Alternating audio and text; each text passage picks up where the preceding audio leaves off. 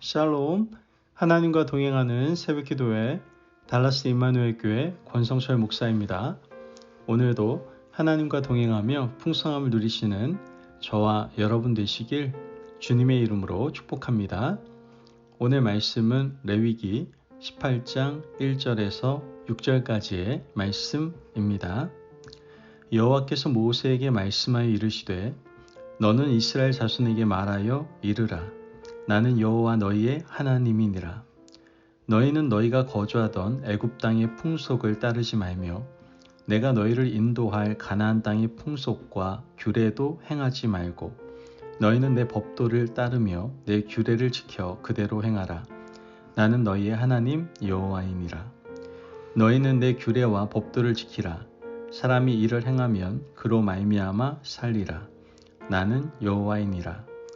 각 사람은 자기의 살부치를 가까이하여 그의 하체를 범하지 말라. 나는 여호와이니라. 아멘. 하나님의 말씀입니다. 공적인 삶과 개인적인 삶의 구별은 굉장히 중요합니다.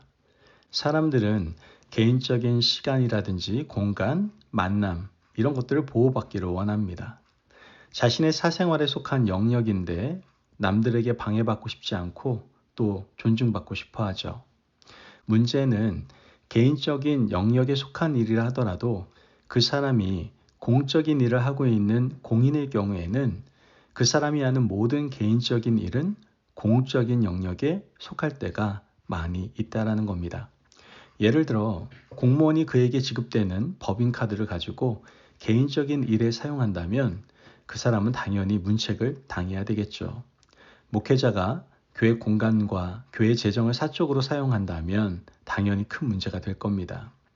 개인적인 일과 공적인 일을 구별하는 것은 행위 주체가 누구냐에 따라서 상당히 다른 국면을 맞이할 수 있는 문제다라는 것이죠.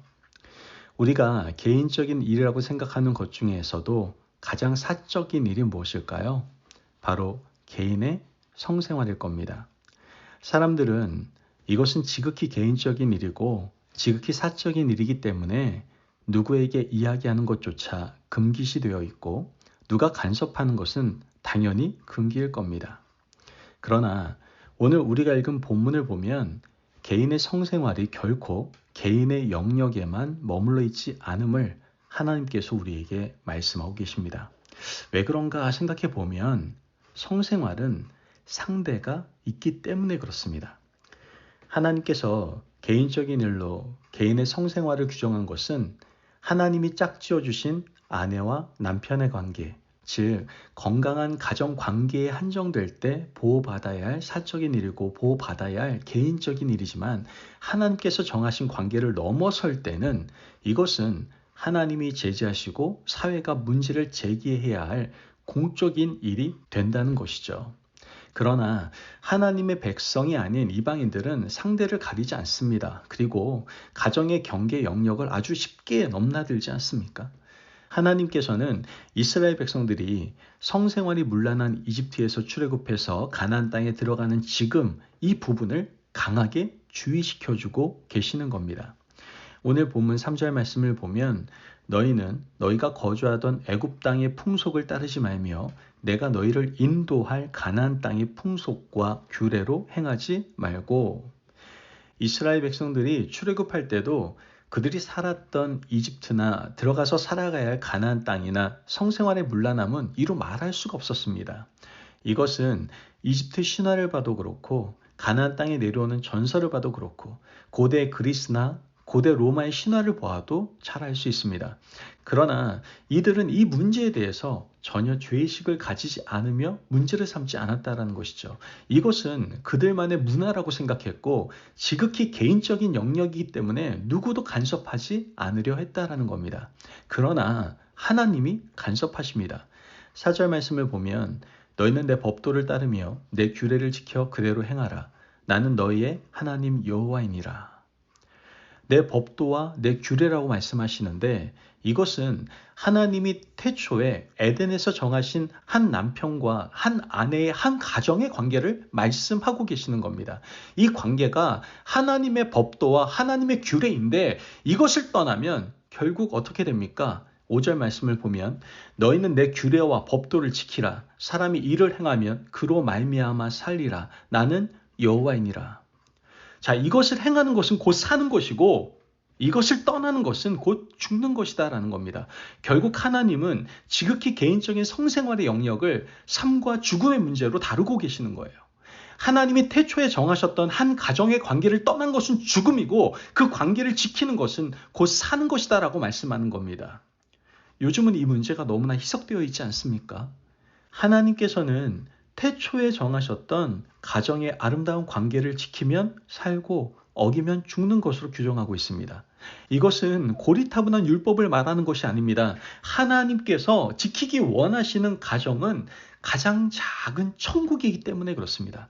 이 말씀을 우리가 잘 기억하고 한 가정 안에서 부부 간의 아름다운 성생활이 이루어질 때 하나님이 정하신 생명의 관계가 거기에서부터 흘러나오게 되는 겁니다.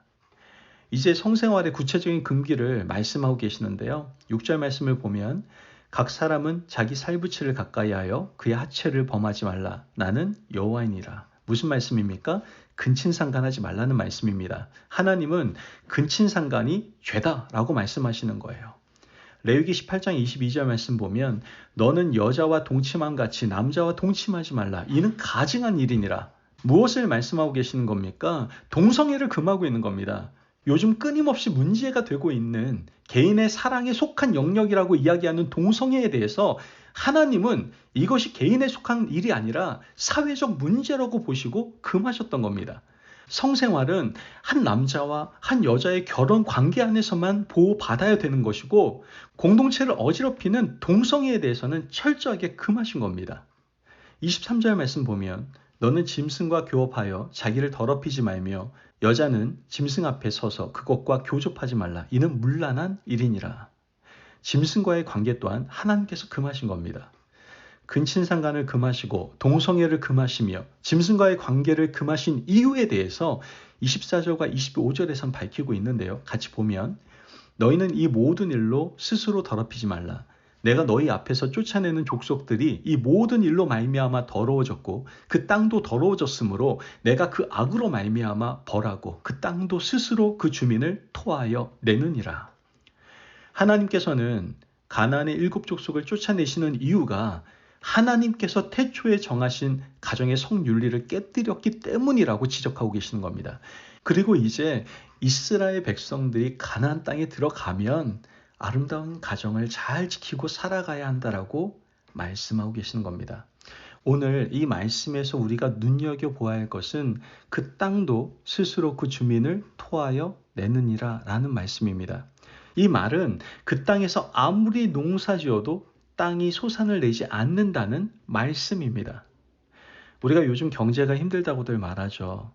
전 세계적인 경제 침체가 계속되는데 이 말씀에 비추어 보면 하나님께서 원하지 않는 육체적인 욕망을 쫓아 살아가는 이 땅의 백성들에게 땅이 그 소산을 내지 않고 있는 것은 아닌지 생각해 볼 필요가 있습니다. 여러분, 이 성적 자유를 금하신 것은 하나님께서 세우신 가정을 지키고 아름답게 세우기 위한 것임을 좀 아시고 한 남자, 한 여자의 가정을 지켜 나아가시는 저와 여러분이 되시기를 바랍니다. 그러므로 이 나라에서 자라나는 다음 세대들, 그들이 개인적인 영역으로 성생활을 흘려보내지 않도록 여러분들이 가르쳐 주시고 기도해 주시기를 바랍니다. 그리고 보호해 주시기를 바랍니다.